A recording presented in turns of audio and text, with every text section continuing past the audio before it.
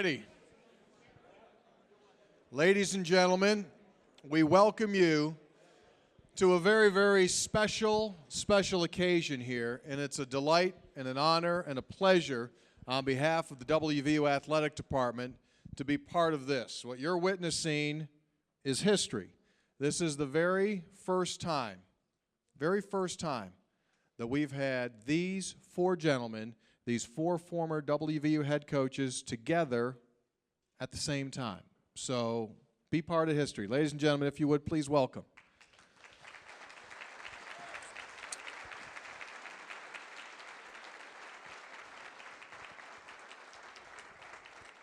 Just by chance, if you don't know him, this guy here is the all-time winningest coach in WVU football history, Don Nehlen.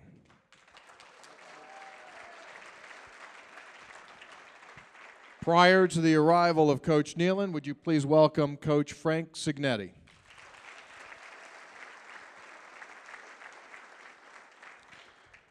These other two guys have a bit of a southern drawl. Would you please welcome former head coach of the West Virginia Mountaineers, Jim Carlen.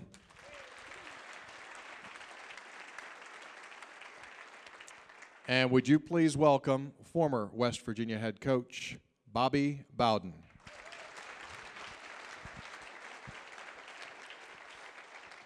Guys, we say this with all sincerity. I'm speaking for this collective group. It's an honor and it's a pleasure for you guys to come, number one, to come back, and number two, to spend some time with us here this afternoon. The format's real simple. This is going to be a West Virginia version of Oprah. What we'll do is we'll have some, unfortunately, we're not giving away any really good gifts or anything like that.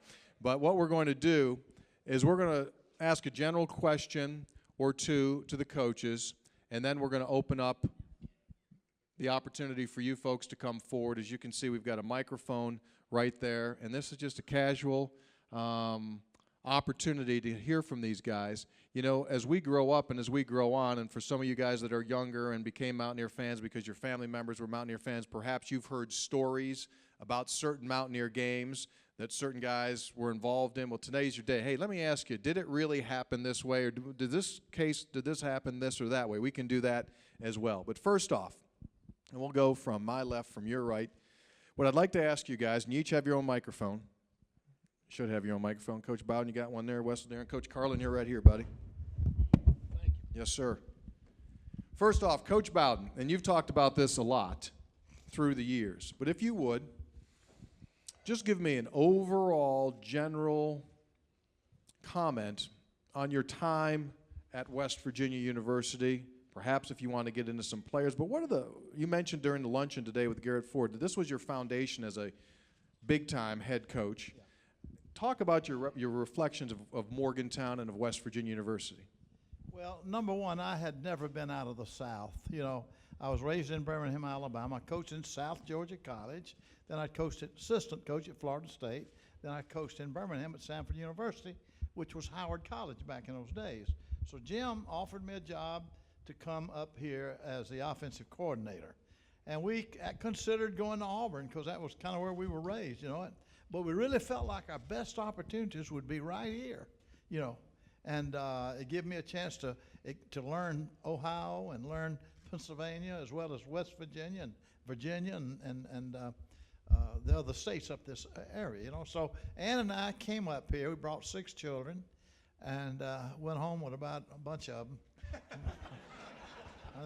Now we got 21 grandchildren, 5 great-grandchildren.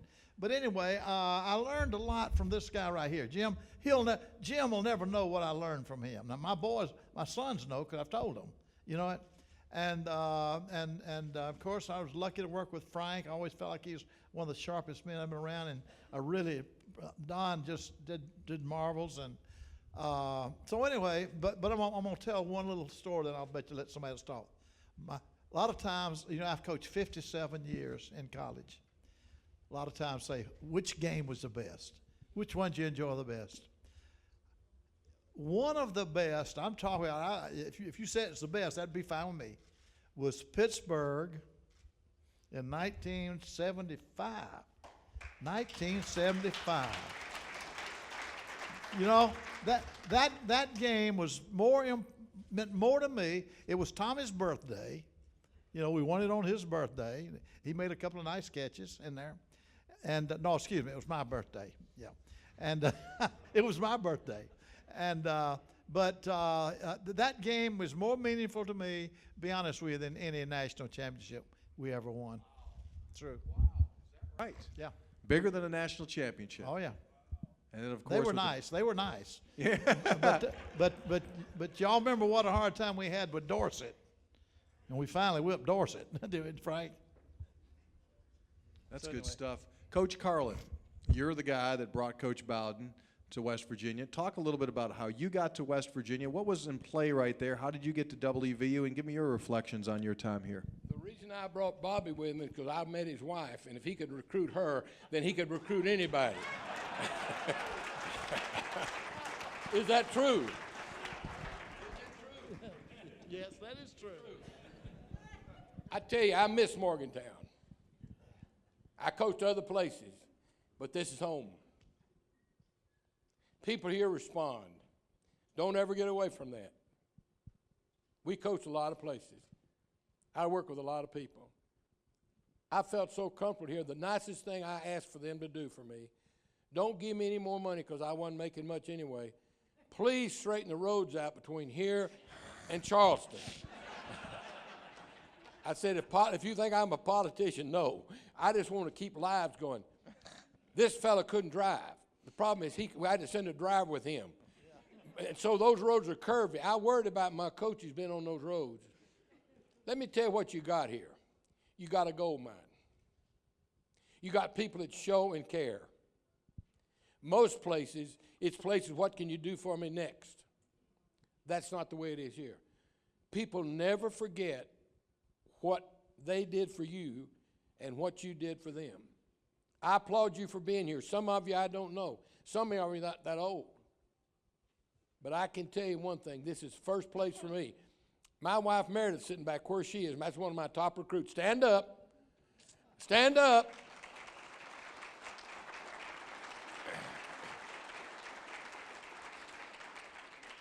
And I talked to her all the way coming up here. Not so many curves there used to be. But it's a wonderful place to be. Don't ever forget Morgantown. Thank you. Thank you, Coach. Coach Cignetti, if you would, I mean, it kind of was generational, wasn't it? Do you guys all kind of work together? Can you kind of reflect on the transition and how it all came about? Well, at the time, I was coaching at Princeton University in the Ivy League when Jim left to go to Texas Tech, and Bobby got the job. And I had previously coached at the University of Pittsburgh, was involved in the Pittsburgh, West Virginia rivalry, and started as a high school coach in Western Pennsylvania. And I'll never forget the day I came down for the interview to see Bobby. My wife came with me. It was in Old Mountaineer Field. Bobby, I don't know if you remember this, but all the plumbing was frozen. My wife had to go to the bathroom. Nothing was working. You know what Old Mountaineer Field looks like in the middle of the winter now. And after we had talked, and Bobby had offered me a job, and we're driving back to Princeton, and Marlene says, Frank, there's no way I'm going to Morgantown. She says, there is no way I am going to Morgantown. So I accepted the job. We came to, we moved to Morgantown, and believe me, if you ask my wife where the best place she's ever been, she will tell you Morgantown, West Virginia University. She has great friends here.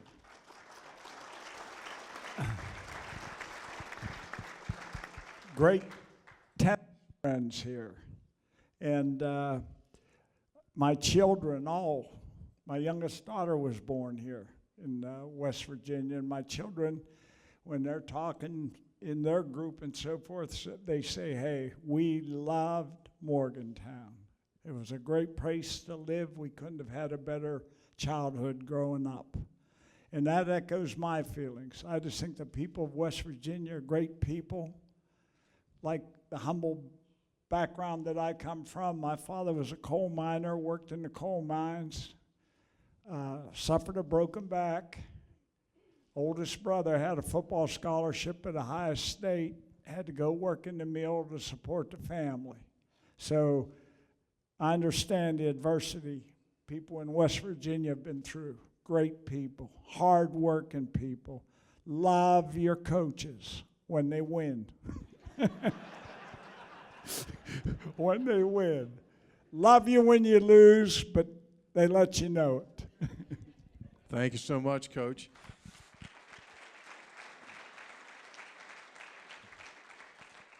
And the evolution continued. Coach Nehlen, you come in, and new Mountaineer Field, now Milan Puskar Stadium, is on the precipice of getting ready to begin and a new decade, a new era. Give me your reflections coming from Michigan at that time, what you inherited, and how it all began for you. Well, Tony, first of all, this guy right here, we inherited a lot more football players than people think we did. We didn't have maybe 500 or 400, but I'm going to tell you, we had some good football players. And in my opinion, this guy here has really never been given the dues that he deserves at West Virginia, because we had success pretty early, and one of the reasons is because we had some pretty good football players. Coaches win with players. But, you know, it's obvious I'm smarter than all three of these guys because they all left. They tell you how great West Virginia is, but I was smart enough to stay. And, you know, I told Frank 100 times how in the hell he could ever win any games with the facilities that he had to work with. It's just a different ball game now. The program's on a roll. It's a great stadium. It's a great venue. Our fans are just unbelievable. Tony, one of the things that I really remember is when I came here, and you know, I really didn't know much about West Virginia, even though I was from Ohio. When I talked to our fans, they never said West Virginia University. They just said the university. And the love they had for this place was unbelievable. And, you know, I coached at Michigan, and that has a pretty good pedigree until some guy screwed it up. But,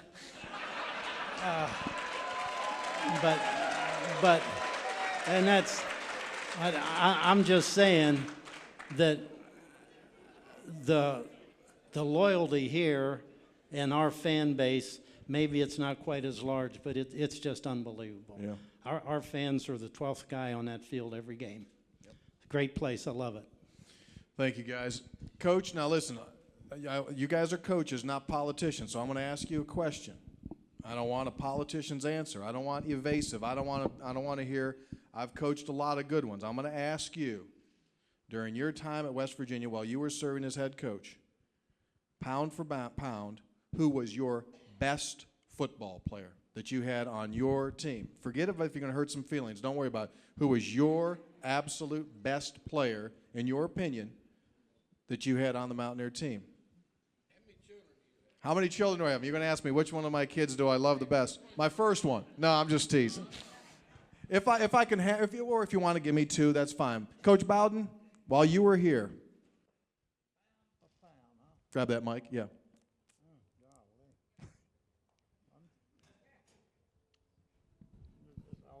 All our pictures are clutter of guys. But I'd say, you know, probably one of the best. Hey, Coach, grab your mic. Grab your microphone if you would. Probably one of the best players we had here that we were not able to get maximum from was Kerry Marbury. You remember he led the nation in scoring. I think it's either him or that guy at Ohio State.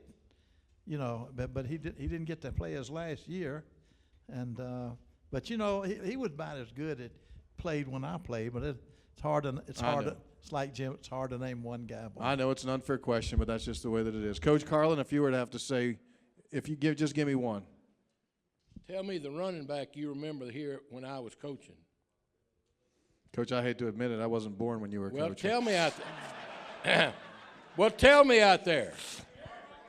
Garrett Ford. If you just ask anybody in here, it's got some age on them, and Garrett Ford still's not any better looking, but he's a heck of a player. Is he here tonight? I don't know if Garrett's here or not, We saw some video of him earlier on, and there's no question that was an absolute big running back right there. And a good fella. Yes, sir. Coach Cignetti, even though Oliver Luck's here, you can go ahead and name whatever favorite player that you. Well, I'm thinking about Oliver. But you know, these guys were very young then. And if I had to name a raw talent that I would project down the road that was going to be a great football player, be Darryl Talley. Yeah. Wow, that's truly. Coach Nehlen, you can jump in. Now, we got a lot of your guys in the room, buddy, so here we go. Yeah, Tony, you're really putting me on the spot, brother. But, you know, when you say pound for pound, does that eliminate quarterbacks? You know, you didn't do a very good job with the Don't try to be political with me. Who's your best player? I'll just go along with Frank. Darryl Talley was pretty darn good. Yeah, well, he went out and showed it. Guys, away from West Virginia for a second. The college football game today, as you guys, the big picture here, the game of college football. What's good with it? What's bad with it? And you guys can jump in. Doesn't have to be in any necessary. What are you liking about your game today? What don't you like about your game that's changed? Itself, and it's changed a little bit because the kids coming out of high school throw and catch better than they ever did. Shoot, most of the times I recruit a quarterback, he's lucky to throw 25 passes a year. I played quarterback in high school through 2. Now they've thrown what for 5,000 yards, so it's different. The kids are just different, and but the game's more wide open. Tony, when I first started to coach, we played in a phone booth. Now they use the whole field. It's harder to catch a rabbit in the field than it is in a phone booth. Yeah. Yeah. So it's a different game, and you know, it's exciting. I'm not sure the philosophy. You know, I grew up with you win with defense, you win championships with defense, you win games with offense. So my philosophy is a little different maybe than some of the guys, but I love football, and I think whatever they're doing, the punting game is unbelievable now. I mean, man, they break the huddle, the guy's running all over. I was just trying to figure out how to snap it back. In a couple of years, we didn't do very well snapping it back. But anyhow, I think the game's better. Yeah. You didn't have to bring up the '96 Miami game. We just leave that as. Guys, what do you think? Neither did you. You didn't have. I'm just you started it anyway. Are we going right down the line? You go right here? ahead. What do you like, Coach? What don't you like? You know, looking at it from a guy that's been away from the Division I since I left West Virginia and coaching at the Division II level, looking at Division I football, the big change I see is the caliber of explosive football players. You know, back when I was at West Virginia, we preached defense in the kicking game.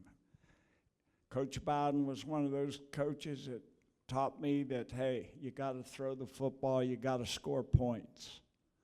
Bobby was fearless. If he'd run the ball 3-4 times in a row, he'd say, get on the phone and say, Frank, what's the matter? Don't you have confidence in your offense?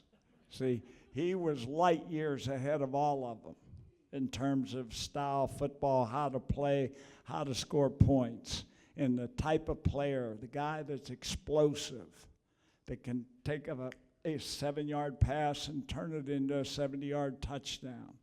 That type of thing is the big change I see. I think right now, with the spread, the formations, people doing so many different things, the pressure on the defenses today are unbelievable. Good stuff. Coach Carlen, what's your view? Well, the first thing I want to thank is the people that straightened the highway out between here and Charleston. People used to ask me, what do you need, Coach? I said, we need a highway. I'm getting killed driving. Bobby can't drive. I had to send a driver with him. But listen, people in West Virginia are very fair. West Virginia University is West Virginia University. And I applaud you because you're loyal. I applaud you because you show up. Look at the crowd tonight. You got to understand, I've coached lots of places, a lot of different parts of the country. I didn't hear any booing in this country. How does that strike you? They either felt sorry for me or something, because I want to tell you, Bobby Bowden will tell you, my coaches did the coaching, and my players did the playing, and I did the watching. So I applaud y'all for being watchers. I applaud y'all for supporting this university, whether good times or bad times. It's awfully easy to be with a champion and applaud. It's tough when you have a tough season and you start second guessing. Now what you need to do if you're going to second guess, you need to come to practice here. And you need to let voice be known. I've invited people who thought they were coaches to come to my practices. They never came back. But I want to applaud the West Virginia people, because I coached at 4 or 5 major universities. And all I can tell you, this is the healthiest attitude of a community that I know of. Thank you, Coach. Coach Bowden, Coach Cignetti has said that you were an offensive innovator that attacked. Tell me what you like about the game today. Is there anything you don't like about the game today? Well, how come I ain't still coaching if I'm all that? No, here's the football through the years has gone in cycles. You'll go about 10 years where defense dominates. Then offense will figure out what they're doing, and then they'll dominate for 10 years, you know. And right now we're in an offensive cycle. Now there's one thing that's happened to offensive football in the last 10 years, and West Virginia has played a very big role in this. Now what am I talking about? The running quarterback. The running quarterback. Defenses know how to defense a thrower, but they're not used to defense a thrower that can run, you know. So now you flanker 5 people out and you say, well, there's nobody left back there. Oh yeah, that quarterback can run too. And defenses hadn't figured that out yet. Now they'll figure it out one of these days, and we'll get back to slowing people down. But anyway, that's a cycle. But I think of the quarterbacks you've had here at Florida State, at West Virginia, they played a big role in this. You know, everybody wants one like White, you know. Yeah. And you got the guy at Auburn. You know, about a 250-pound White back there. You know, but that's the thing that's really driving the offensive football. And like I say, defenses have not figured out how to stop that quarterback that can run. You know. Yeah. Well, let me ask you guys this from a defensive standpoint. Will there come a day where people will be able to slow down the spread and force people to complete the cycle and go back in perhaps to double tights and I and playing power again? Will it come all the way around like that or not? One thing I want to tell you, it's parallel to who your players are. Players win games. Coaches help win games. But a guy can go, I've been places where there weren't players, and I found out how dumb I was. Yeah. Oh, the great coaches always admit great coaches are made by great players, right? Amen. Folks, at this time, we're going to ask you if you do have a question to come forward to the microphone. We'll take those at any time. You guys, for some reason, always remember your losses more than your wins. And you guys have literally among, thousands of victories represented up here today. Why is it, and I'm going to get personal again here, what loss stands out to you? Because I know that'll be quick. If I asked you about a win, oh, this one was good, this one was good. Losses that haunt you. Do you have them? Coach Nehlen. You mentioned it. 96 Miami Oh, game. yeah. That was the one. Well, we ate them alive the entire game and couldn't punt the football. Had a daggone guy, oh, brother. You say to yourself, what in the hell could this guy been thinking about? And the guy, that Mac kid, went in and blocked the daggone punting. Yeah. Unbelievable. Some things don't change, though, because the Big East official missed the forward lateral after the ball got blocked, but that's a whole different story. Yeah, but it should have never happened. That was a disgrace. Coaches, Coach Bowden, I know that you've got one that's stuck with you for years. No, I don't have any. No, again, people have asked me, Coach, what is the worst game you ever played? What's the worst game? Happened right here, boy. Happened up in Pittsburgh. Now, we had them 35-8 at the half. killing them. Frank, you were there. I mean, killing them. Everything we did was a touchdown. We came out the second half, and I'll tell you what happened. They changed their offense because we were beating them so bad. They took all their wide receivers out of the game and put them big old fat tight ends in there.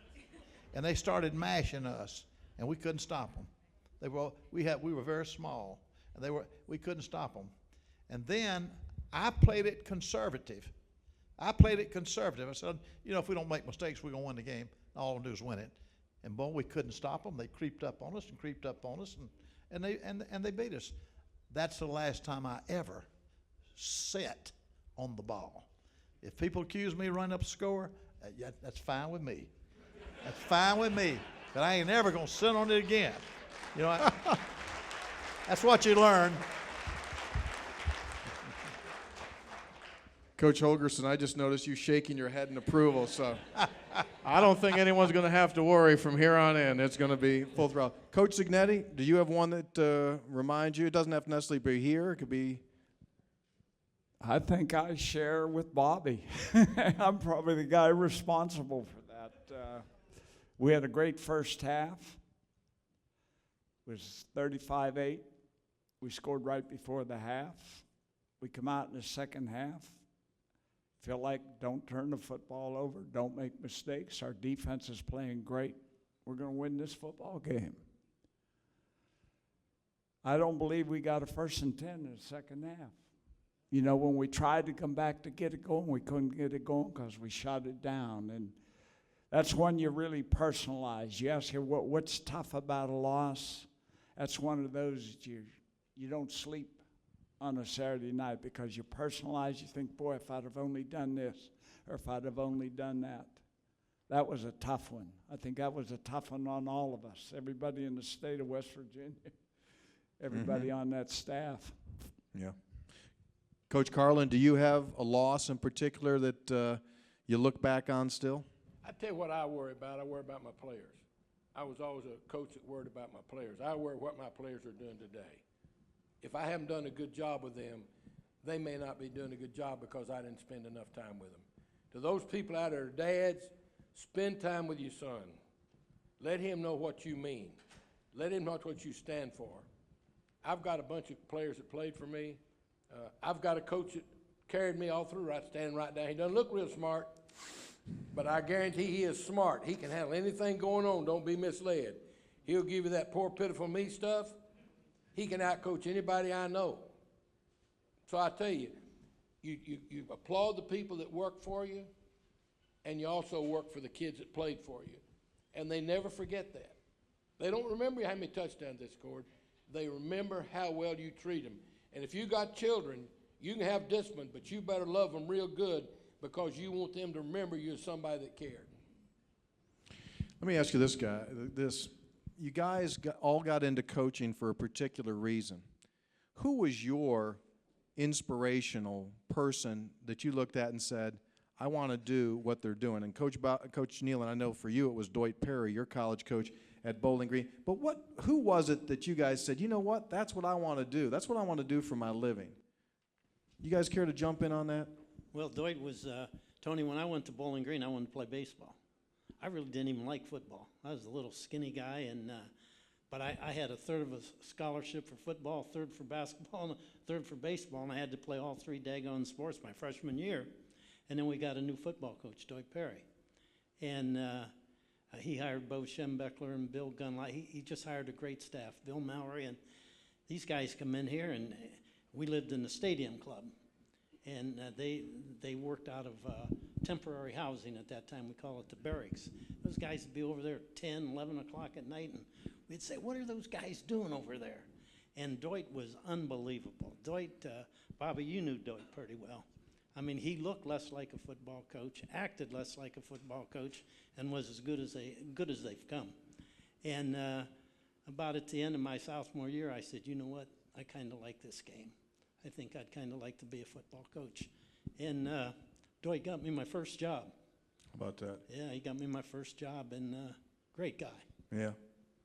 Coaches, anybody in particular? Coach Bowden, did you have someone that kind of you looked at and emulated and said, I want to do what they're doing? No, I did not. It's very interesting. I think my environment made me a coach. I had no other choice. My first 5 years of my life, our house backed up to a high school football field that had a big fence there, and we couldn't see what was happening. But as a child, I could hear them practicing, and I could hear the band playing. And that school happened to be state champions about 3 or 4 years in a row. So if you lived in that community, all you heard was football, football, football. So then we moved from there about 3 miles away, and I lived 1/2 of a block from the football field at Samford University. And it was up on a hill, and I could walk out my front yard, and it'd be practicing. I'd run up there and play around on the dummies and climb the fence and get on a goalpost and do all that. And I lived there until I was 17 or 18. And so I really think that environment, 'cause I don't remember one guy making me want to be a coach. So I think that environment where, as I came up, there wasn't nothing else I'm supposed to do except coach. You know what? So I think my environment had led me into coaching. That's great. Coach Cignetti, you mentioned your dad was a coal miner. What was your inspiration to get into this business? Mine would be very similar to Coach Bowden. I grew up in an area that's all you did. It was baseball in the summer, football, basketball. You grew up, it was a way of life. If I'd have to say who was most inspirational once I got into the business, I'd say it was Bobby Bowden. I tried to look at Bobby. I knew he was very successful, the things he would do, and they were a tremendous influence in me, in my life. Coach Carlen? You ever heard of him? Bobby Dodd, yes, sir. Absolutely. He was my coach, and he hired me, and he let me coach. And he was great. He was unbelievable. And I dated his daughter. That helped me also. Ah. Always date the coach's daughter. Just ask Jeff Hostetler about that. That's seems to work quite well, doesn't it, Coach? He was a good player. Yeah, that's right. We have our first question from the audience. By the way, for coming up and having the strength and confidence to ask the first question, you win $1 million. Oh, good. Which is Very outstanding. good. I'll get some season Forgot to tickets. tell you all that. Sorry about that, but go right ahead. I was just wondering if it either hadn't worked out for you to be a coach, or had you ever wanted to do anything else. What would you have done if you hadn't been a football coach? What would you have done if you were not a football coach? Oh, I see smiles up here. I was in accounting, and Dwight Perry called me in and said, Don, I see you're an accounting major. I said, yep. He says, do you like it? I said, I don't know. I was just a, sophomore, and he said, I think you ought to go into the College of Education and be a coach. So maybe if he wouldn't have come, I'd have been a daggone accountant. How about that? I don't know what I'd have been. CPA, Don Nehlen. That's got a nice ring to it. Coach Bowden, what would you have done if you hadn't been a coach? I think I would have been a teacher. I would love to have taught. I would have. Hey, there went my job right then. I had to come. No, but I had my master's degree, and I had already enrolled at Columbia University to get my doctorate in case my coaching broke down. I was going to have me a doctorate degree, but I got some good jobs, didn't have to do it. But I think I would have taught. Wow. Coaches, Cignetti or Coach Carlen, what would it have been if it hadn't been a coach? Well, my father was the president of Coca-Cola Bottles of the country at one time. And I wasn't going to drive a truck like he wanted me to. Yeah. And he owned an ice and coal company, and they wanted me to shovel coal, and that's what I did. And I decided I was going to coach because that's a lot easier profession than those. If you can work for your dad, be prayerful, be thankful. And dads, be kind to your sons because that's a tough road to follow. I've had a bunch of those sons, and they don't listen very well. Yeah. Coach Cignetti? Do it all over again. That's where my heart is where my interests. Work with young men. That's absolutely fantastic. Absolutely fantastic.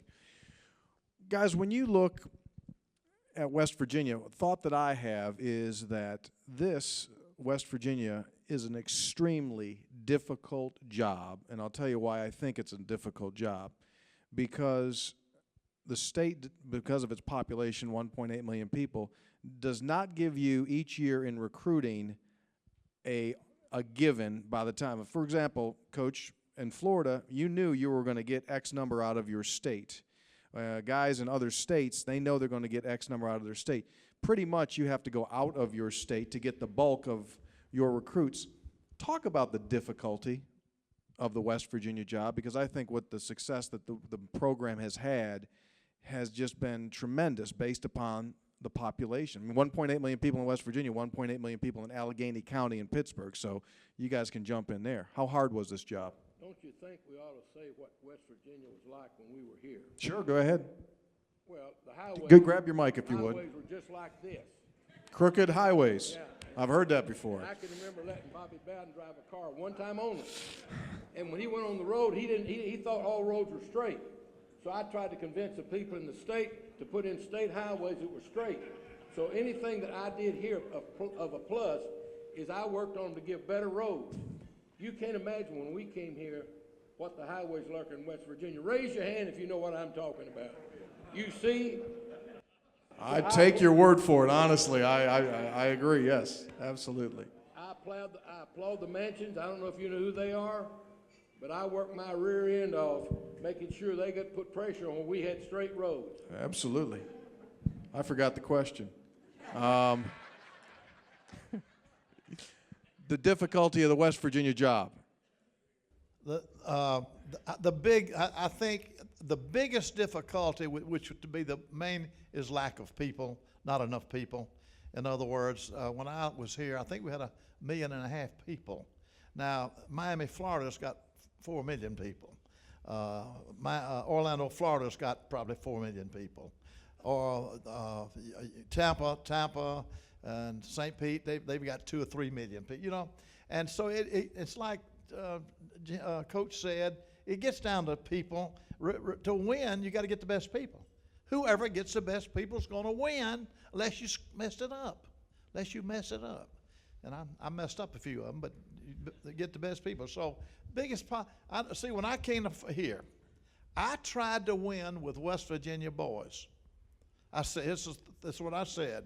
I said, West Virginia is paying my way. They're paying my salary. And I made old Frank and my other coaches, I said, we're going to sign half of our kids from West Virginia. There ain't that many kids. And they all finally convinced me, get up to Ohio, get up in Pennsylvania, and we'll get 2 or 3 kids out of West Virginia. And it's not to slight the West Virginia boys. There's ain't enough of them.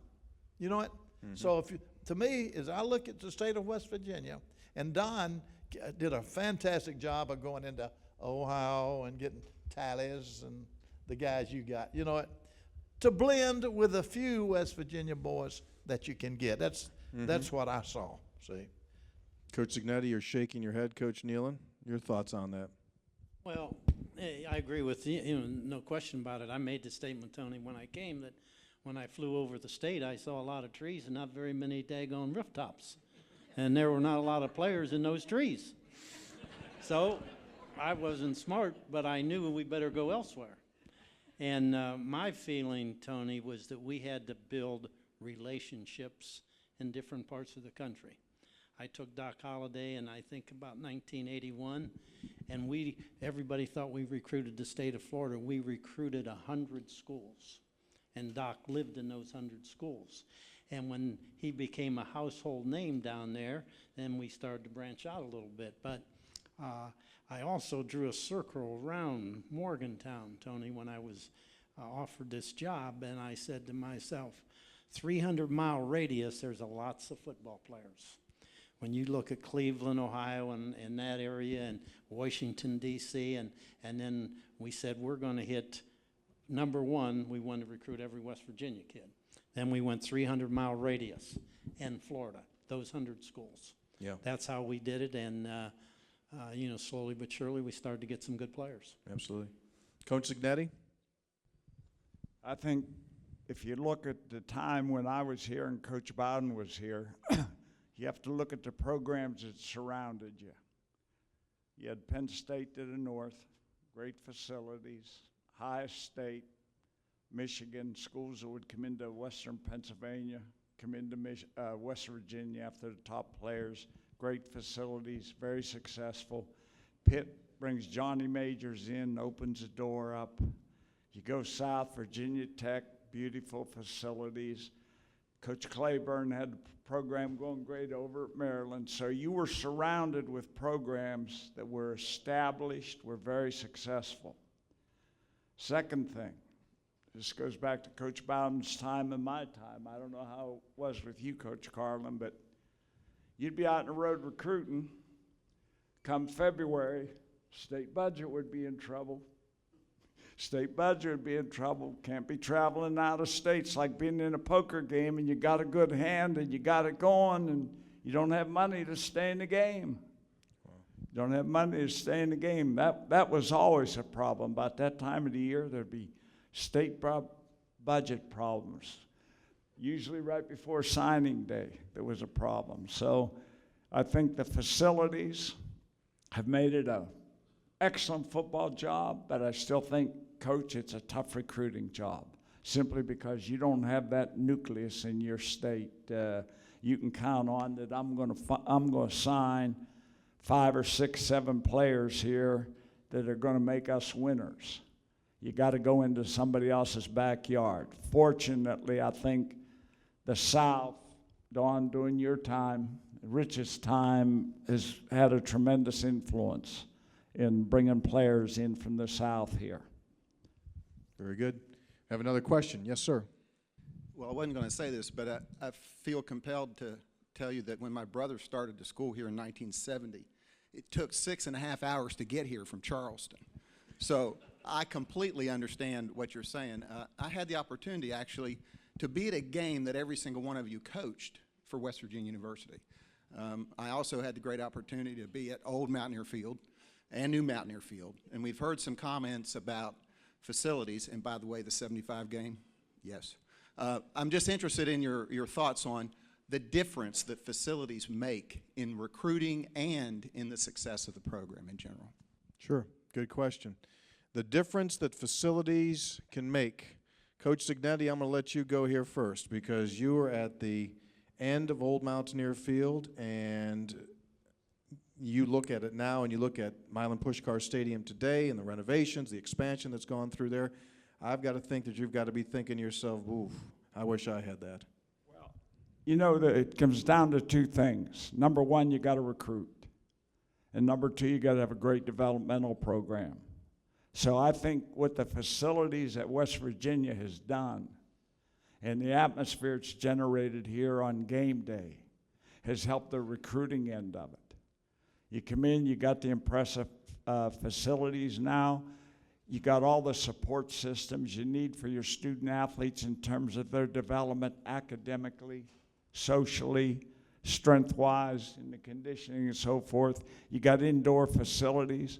I can remember the first year, Bobby, we went to the Peach Bowl. Preparing for the Peach Bowl. Snow out there. It was very difficult. Coach Bowden lets them go home for the break over the Christmas break. We get them back. We don't have enough time to really get them in shape, and we go down and play in the Peach Bowl and get embarrassed. Next time we get in the bowl, we went down to Clemson University, spent a week. We had great weather. You had great facilities. See, to me, that's the big difference here. You got an indoor facility. You got shell complexes. You got grass fields now to practice on. We used to practice on AstroTurf and just dread going to play on grass. Big difference where you practice on the turf all the time, and then you had to go play on the grass, particularly up at Penn State, where the grass was going to be high and it's windy every time you go up there and play. So the facilities here are first class, second to none. You have everything you want, but you still got a tough recruiting job. Yeah. That's Coach Nehlen. the way I see it. Yes, sir. Thank you, Coach. No Coach, question, Tony, you have to have facilities. But, you know, I felt, I don't know, about after my 16th or 17th year that the administration kind of went, whew, we've kind of made it. My last 3 years here, I I was, you know, we couldn't get anything done. And we have great facilities, but I want to tell you a little secret. We better not think they're the best in the world, because I don't care where you go now, they all have them. And everybody's working as hard as we are to win. And winning is not easy. And there's no question we have great facilities. But so does everybody else. And so you got to get out, and it boils down to it's just daggone hard work. You got to get out and you got to sell yourself to those kids. But Ollie's sitting back there, and he's my man. I love him, and Frank recruited him, and thank God he saved my job. But yeah, Ollie, we got to keep going, brother. You know what I mean? Anytime you think you're home free, you're not. Anytime you think you're good, you're not. You got to keep going, so we got to get better. We can't stay where we are. One thing I knew about football, you either get better or you get worse. Now, we're either going to get worse or we're going to get better. So let's make daggone sure we get better.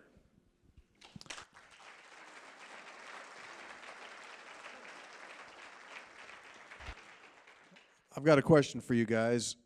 Playoff or bowl system? Playoff or bowl system? Where do you guys stand? Coach Cignetti, I know that you have been involved with the playoff system in the NCAA at Division II, so you've got first and foremost knowledge of how that works. What do you guys think? College basketball, all these other sports determine their championship in a playoff type format. Isn't it time? Yes or no? Well, I guess I'll speak first because I've been through it. I think it's great for Division II football. I think it's great for 1AA football. I'll let these guys tell you their feelings of how they feel, how it would be for Division I. I'm not in favor of a playoff for Division I. It sounds like it's the answer we need, and it is. But you must realize you can play 3 basketball games a week. You can play 4 baseball games a week. You can't play 3 football games a week. So you're going to extend the season with a playoff 1 or 2 or 3 weeks. You know it. And the administrations are not favoring it. They're not going to do it. I don't care what we think. You know it. Mm-hmm. And but you know, all my life I've never known playoffs. I've coached for 56, 7 years, and then I played it 10 years before that. We never had playoffs, so I can live without it. You know it. Now smaller schools, they don't have the bowls to worry about. You know what? So they can work in their little playoff deal. But I just it's not going to happen in major college because the presidents don't want it. Yeah. Coach Carlen, do you like to see a playoff in football or bowl games? Do you like the bowl system? I like bowls. I think the bowl presents a new world. I mean, how do you compare the Southeastern Conference to the Atlantic Coast Conference? I've been in a lot of those conferences. There's a whole different world. Where you play is where you win. Mm-hmm. And if you play in a league like the Southeastern Conference, how many of you have coached the Southeastern Conference? How many coached the Atlantic Coast Conference? I'm going to tell you, it's a different world. You go play Alabama and Auburn, Georgia, Florida, you play some of those guys every week, makes a whole different world. I think football's being done well. I think a territory, if you're in the Southeastern Conference, which I think is, everybody talks about the Big Ten. I've been around the Big Ten. All I can tell you is the schools that are in conferences have a better chance to win because they have more attendance. If you have another school that's in your league coming to play, don't care who they are, you'll get a crowd. And money makes football go. Yeah. If you don't have the money, you think the big boys, Notre Dame, you think they don't make money? Money makes the wheel turn. Yes, sir. And coaches make a ton of money. You'd be stunned at what, for instance, I made as a head football coach and an athletic director at the same time. The JV coaches make triple what I made. But times change, and I think that's good. Mm-hmm. If I was a coach right now, I'd be seeking a level of play where I could play good teams, but I wouldn't want to play a top team 10 games a year. All right. It's always about the schedule. Coach Nehlen, playoff or not? Well, Tony, you know what? My feelings have changed. Oh. For a long time, I was like Bobby, and I was not for a playoff. But as as I visualize it, I would keep the Bulls. I may eliminate 2 or 3 of them that I've never heard of anyhow. And I would eliminate 1 regular season game instead of us playing who the Devils our second game with, I don't even know. I'd get rid of those guys.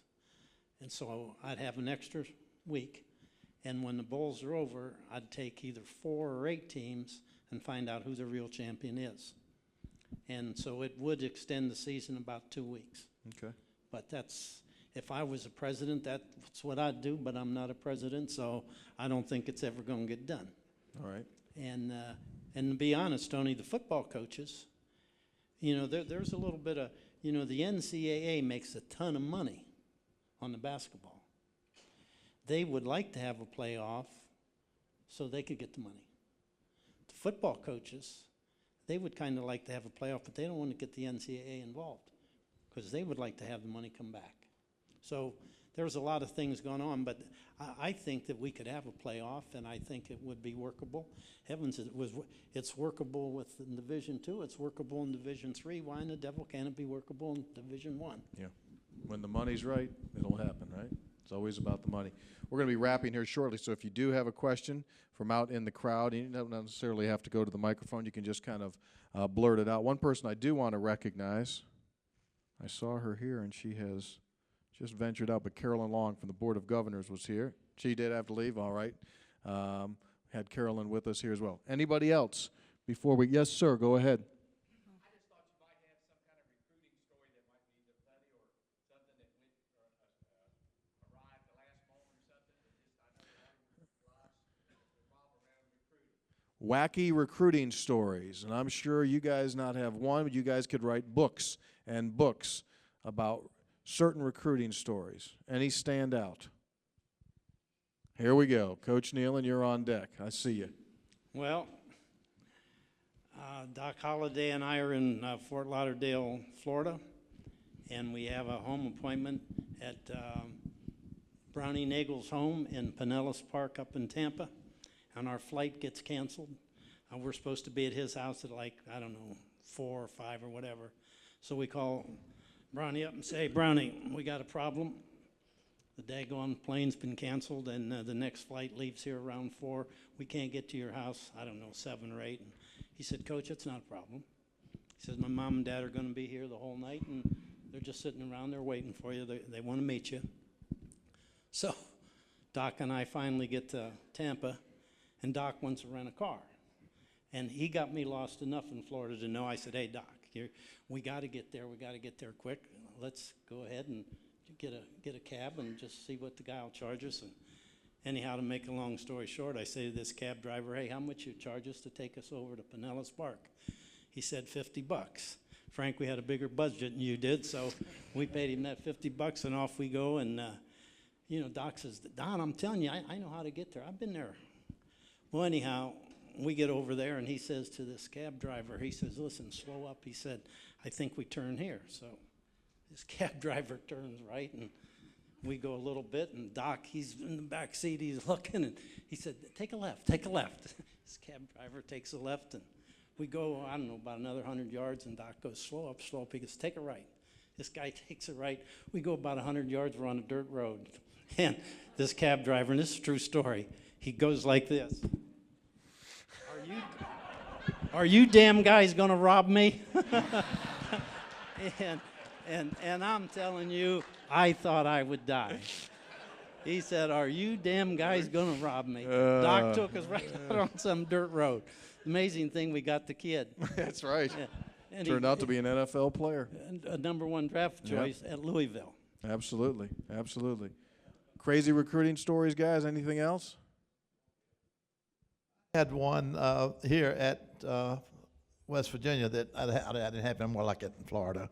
But, oh gosh, who was with me? George Henshaw. George is not in here, is he? George played here and coached with me, and he took me up into Ohio recruiting, up past Wheeling, up in one of the Ohio, what would be the Ohio town north of Wheeling? Steubenville. Steubenville. Good-looking Italian football player, boy. So we're going to go up and have supper with him. So we go up there, and boy, they feed us, God, the best spaghetti and the best rolls and the best. The mama just sat there and served us. The daddy sat down and the boys sat down, and me and George sat there. And they feel I ate, and it was delicious. And that makes them feel good when you eat their food, right? So I ate everything she stuck out there. But anyway, I was so full I could not even button my belt. We got up and George says, we got to go see one more boy. I had to do the same thing again. I had to do it again. And I tell you what, I'll never forget that. It was an Italian too, by the way. Yeah, they cooked pizza and everything else. But boy, That's a good problem right there. I'm still burping. Coach Cignetti, anything in particular? I've got one. I don't know if Coach Bowden will remember this, but I saw Norman Patterson today. You remember Norman? We were in a recruiting battle with Pitt over him, and he was going back and forth. So I go up to Brownsville, and I get this the night before recruiting, get Norman Patterson, take him to a motel, spend the night with him. Coach Majors is on the phone with Bobby. Getting on Bobby. I know you got that guy, Bobby. I know you have him hit somewhere. We signed him. Yeah. Next morning, signed him. He come up today. I saw him here. I didn't recognize him at first. He says, "Man, Coach, I want to thank you." How about I remember that. Yeah, For those that don't remember, back in those days, a coach could literally get a kid and hide him so that the other team that was recruiting him couldn't get a hold of him to get him to sign his letter of intent. So you literally stayed with him. And Coach Majors called and wanted to know why you took him hostage, huh? All over me, boy. Golly. You imagine that, Johnny Majors criticizing you guys about recruiting. Talk about the pot calling the kettle black. Anybody else? Yes, go right ahead. Any advice for Coach Holgerson for tonight's game? Yeah. Any advice for Coach Holgerson? It'll be his first game at WVU, although it's the spring game. Just make sure the hot dogs are in good shape and no rain. You want to run the draw a little bit, Coach Nehlen? Pop a couple draws in there, I would think. That draw play, that's good play. Absolutely. Pretty good play, isn't it? Hey, Tony, when you don't have to block anybody, just back up and let them run where they want. Absolutely. And run See, them. you see our boy back there, Undra Johnson. He made one of the biggest draw play. Undra, stand up back there. Hey. Ladies and gentlemen, Undra Johnson. Under 55 yards. 55 yards on the final play of first half against Penn State in 1988 to victory. You know what I told him?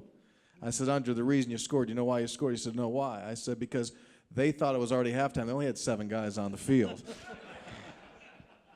The draw is not bad. Coach, what would you offer? What suggestions would you offer to Coach Holgerson as he gets ready to run this ship? Go ahead, excuse me. I don't know if I'm turning on. You go ahead, buddy. Go ahead, Frank. Get your good players out of there quick. Don't get them hurt. Absolutely. Coach Bowden? Is he the offensive coordinator? Yes, sir. Tell him to score a lot of points. So you advocate running up the score even in the spring game. If you're the offensive coordinator, your job is to score. And if that game is tight, which spring training to me, usually the defense has the advantage because you usually shut down everything. Yeah. You know, but if it's tight, boy, people are going to write about that. Oh, offense, why are we doing that? Why are we doing that? Yeah, you got a whole off season to get heard to hear about that. Coach Carlen, any advice? Yeah, when I was coaching, there weren't blacks involved. And I started recruiting black kids. They all call me Dad now. And I think that's an asset to our people.